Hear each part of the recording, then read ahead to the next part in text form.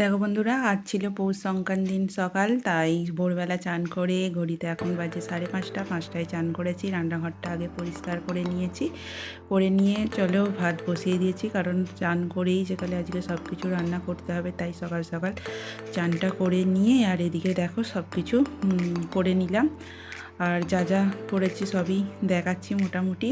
আর কিছু কিছু রান্না দেখাতে ভুলে গেছি, যেমন শাক করেছি, এগুলো করতে ভুলে গেছি। দেখো পৌষ পার্বণের দিনে সব গোলা দিয়েছে, গোবরকে গুলিয়ে গোলা দিয়েছে। চলো, আকাশে রোদ তো মোটামুটি ভালোই ফুটে গেছে, পরিষ্কারও হয়ে গেছে আকাশটা।